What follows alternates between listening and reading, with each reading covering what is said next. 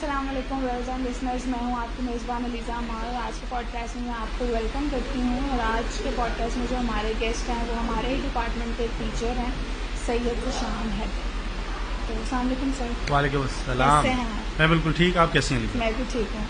سر آج جو ہمارا ٹاپک ہے نا وہ ہے ڈاکیومنٹریز، اور آپ کیونکہ ڈاکیومنٹریز پڑھاتے بھی ہیں اور آپ نے بہت سارے پروجیکٹس بھی کیے ہوئے ہیں اس پہ، تو آپ ہمیں کچھ اس کے بارے میں بتائیں کہ آپ کا فیوریٹ پروجیکٹ اب تک کا کون سا رہا ہے؟ اچھا، علیزہ اسٹوڈنٹ لائف سے لے کر اب تک جو ہے وہ ڈفرینٹ پروجیکٹس پر کام کیا ہے. ڈاکیومنٹریز ایسا سبجیکٹ ہے کہ جس میں آپ کو نئی نئی چیزیں ایکسپیرینس کرنے کا موقع ملتا ہے. تو ایم فل کے دوران جب میں اپنا تھیسس کر رہا تھا، فائنل ایئر پروجیکٹ کر رہا تھا، تو اس میں میں نے ایک ڈاکیومنٹری بنائی تھی اپنے ایک گاؤں رسول پور پر. تو وہ میرا اب تک کا فیوریٹ جو ہے وہ ٹاپک تھا، جس میں بڑا ایک یونیک سا ٹاپک تھا اور ایسی چیز تھی کہ جس پر لوگ اعتبار نہیں کرتے، یقین نہیں کرتے کہ کیا ایسا پاسبل ہے دنیا میں. تو رسول پور ہمارا ایک گاؤں ہے، اس پر میں نے ڈاکیومنٹری بنائی تھی.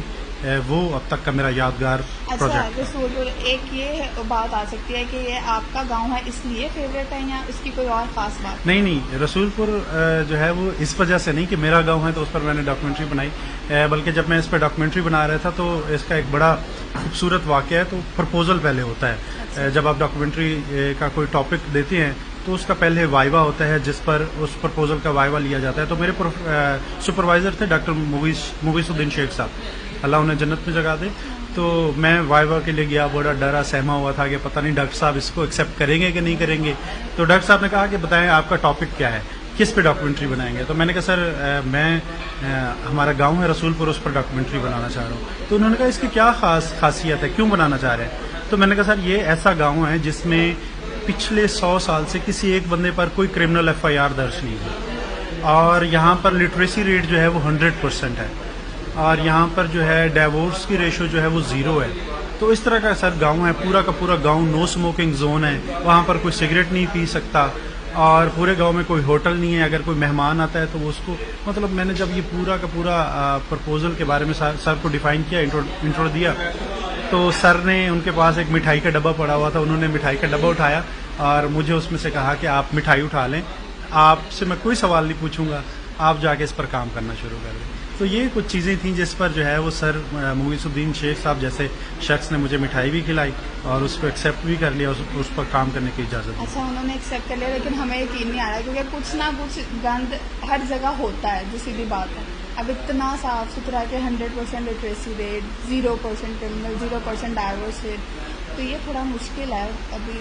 اچھا، اس کا کچھ فیکٹس اس طرح سے ہیں. پہلے تو میں یہ بتاؤں کہ یہ گاؤں ہے کہاں پر پاکستان میں. ڈسٹرکٹ راجن پور میں یہ گاؤں موجود ہے. اس کی تحصیل ہے جامپور. جامپور سے تقریباً کوئی 5-6 کلومیٹر کے فاصلے پر یہ گاؤں رسول پور موجود ہے. اور بیسیکلی اس گاؤں کی آبادی جو ہے وہ کم ہے، اور اس میں جتنے بھی لوگ رہتے ہیں وہ ایک ہی خاندان سے، یعنی کہ ایک ہی نسل سے تعلق رکھتے ہیں. احمدانی قبیلے کے یہ لوگ ہیں سارے. اور اس میں بیسیکلی ان کی سب سے خاص وجہ یہ ہے کہ یہ لوگ بلیو کرتے ہیں کہ آپ چاہے بچہ چھوٹا سا ہے لیکن وہ اپنے بھائی کے ساتھ بستہ لے کر سکول جائے گا، اور تعلیم سے بالکل بھاگنے نہیں دیتے بچوں کو. انہوں نے تربیت ایسی کی ہوئی ہے، ماحول ایسا بنایا ہے. اور لٹریسی کے حوالے سے یہ UN کی ڈیفینیشن کو نہیں مانتے.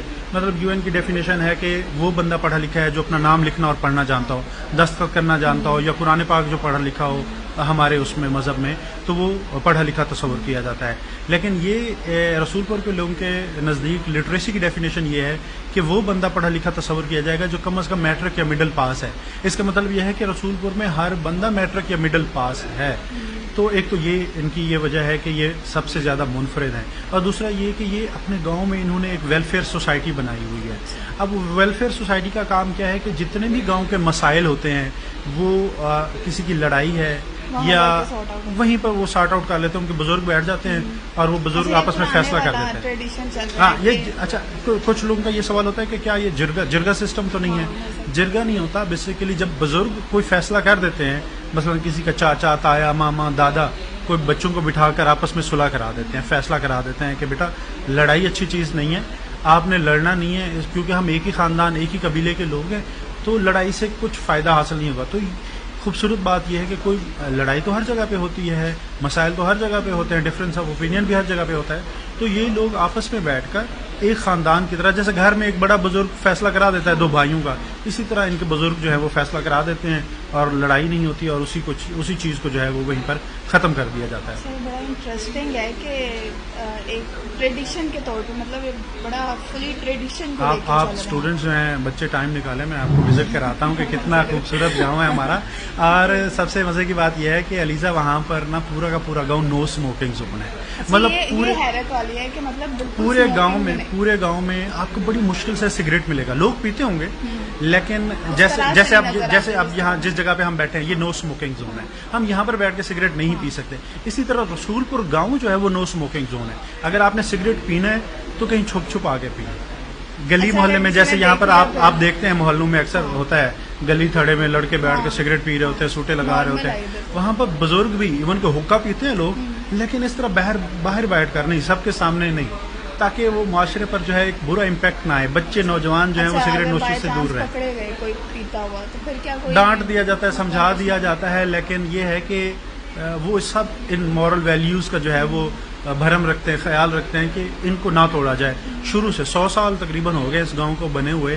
تو میں نے چونکہ جب ڈاکومنٹری کی اور اس کے بارے میں اب تک کیا ڈفرنس دیکھا اس گاؤں میں، اس کو بڑھتے ہوئے یا اس کو کم ہوتے ہوئے؟ سب سے خوبصورت چیز یہ ہے کہ وہ ہر فیلڈ میں، وہ پڑھائی کے بعد ہر فیلڈ میں ان کے لوگ جابز کرتے ہیں. اب وہاں پر جیسا کہ لڑکیاں ہیں وہ ASF آفیسرز بھی ہیں، پائلٹس بھی ہیں وہاں کے لوگ، ٹھیک ہے. پھر بیوروکریسی میں رسول پور کے لوگ بہت زیادہ ہیں.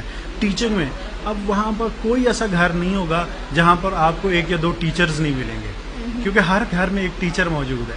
اور وہاں پر تقریباً ہر گھر میں 1 یا 2 آپ کو رائٹرز بھی ملیں گے جنہوں نے کم از کم 2 3 کتابیں پبلش کی ہوئی ہیں. آپ کو شاعر ملیں گے، ادیب ملیں گے، ایڈوکیٹ ملیں گے، بیوروکریٹس، اس طرح کی فیملیز ہیں ساری. تو اس وجہ سے وہ چیز ایک دوسرے کو دیکھ کرنا وہ ہوتا ہے کہ میں نے اس سے بڑھ کر کچھ کرنا ہے.